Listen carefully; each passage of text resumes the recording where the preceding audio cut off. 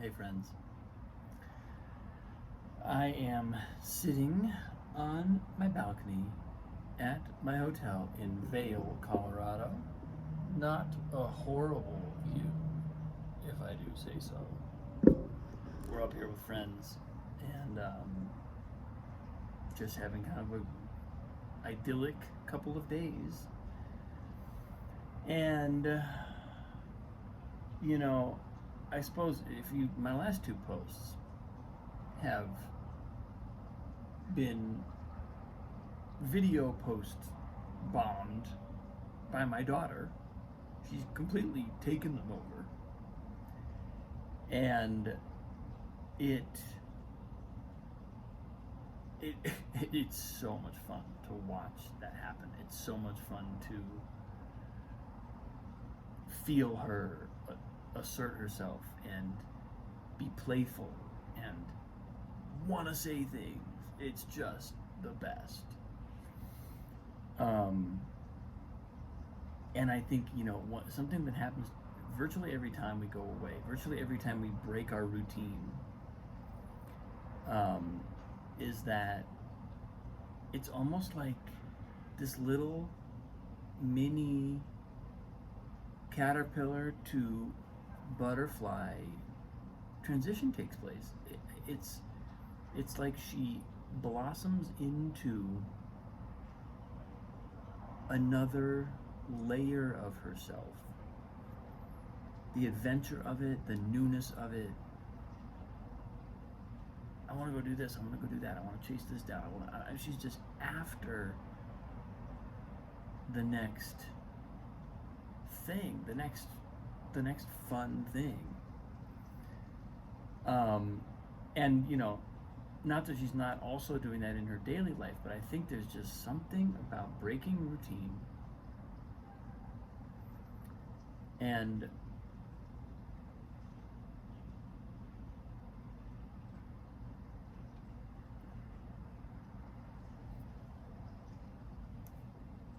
oh, she just walked in the room. She just walked in. I don't know if she's going to come join me or not. But she might well. Anyway, breaking routine. There's something about being in a place that's not our normal, not our normal life, not our daily rhythm. That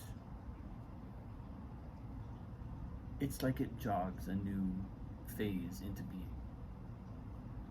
And I watch it happen in her. But I also watch it happen in the whole family. There's a way in which the whole family, we're here with friends and they also have kids. And so it's this really interesting thing that I've watched happen to my friends whom I've known. In this case, this is somebody I've known since high school. So that's a while. One of my oldest friends, one of the few people whom I've known for that long, whom I'm still in touch with. I'm lucky enough to be in touch with a small handful of people from that long ago in my life. Well, I'd say I'm actually in touch with a decent handful of people from that long ago in my life, but not too many. Those friends those lifelong friends are really special. And what I've watched happen to us is we go back, because these are people that I've known since they were just really only a few years older than their kids sometimes. In some cases, they have kids who are the same age or older than when we met.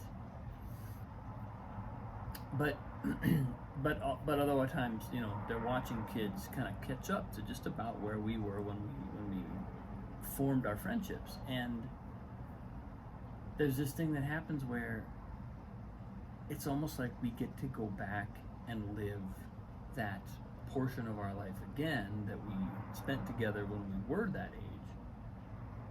And we didn't, and it's like now we just get to we get to play again. We get to play another round. we get to do another take, and we get to revisit some of who we were and what came up for us, what was our, and a lot of times obviously we've developed some sense of that in the meantime. We've taken a look at it, we've thought about it, we've talked to some therapists about it, we've examined our life a little bit. And so living alongside another young human being who's going through these phases and who's, you know, in some ways going through what we went through, although I would say it's not really so much that, it's more that they're traversing the same planes of development. In Montessori they call it planes of development, which I love as a way of thinking about what's happening, because it's basically a kind of cognitive, emotional, physical period. And being still in touch and in contact with friends who we went through that time with, and now getting to watch each other's kids, watch our own children, watch kind of that phase happen again, is a really beautiful thing. It's a really beautiful thing, and it's really kind of, whenever we do it, like I said, you know, whenever we do it, it always feels like I watch it in Annalise, she steps into a new place in herself, and as a result, I get to go visit a new place with her. I get to revisit a new place. So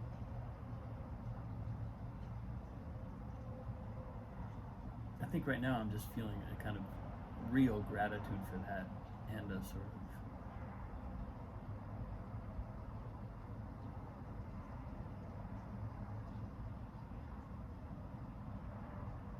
just a joy at watching my daughter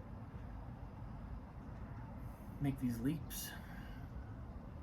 You know, it's incredible. They talk about this in Montessori too. The kids have an inherent drive to evolve. That's really what Montessori harnesses.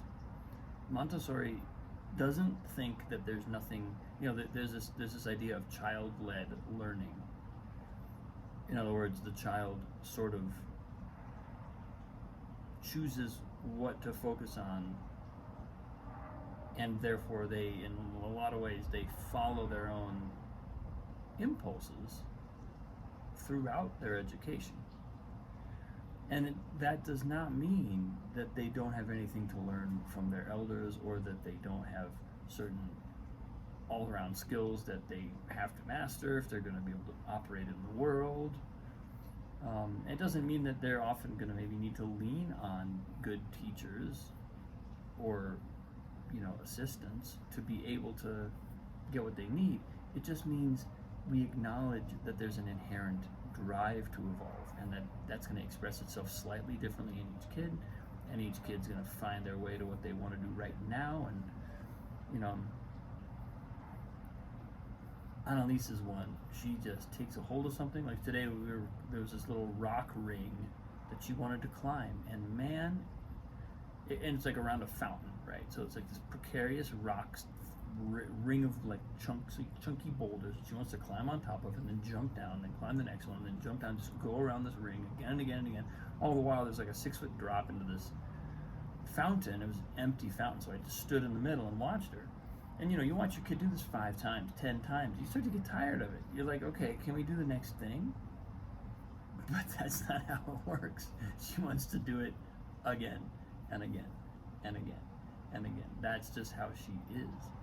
This morning she played Musette, which is the song she's learning right now in book 2. She's kind of mastered it recently. She played it probably 8 times or more in a row. She just wants to play that song. She needs to do it again and again and again.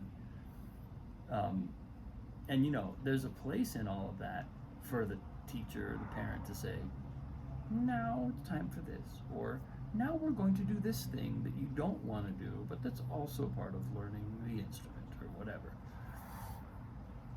But understanding that that's really just kind of peripheral to the main event of her urge to do this thing, to get it, to do it her way, to make it her own, to own it really. It's owning her knowledge, owning her body, owning her skill set.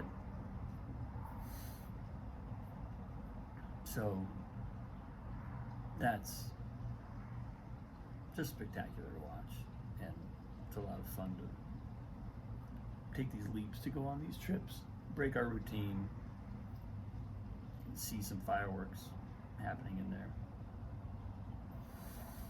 So anyway, that's where I'm at today, folks. It's not a bad place to be. I appreciate you. Thanks for watching.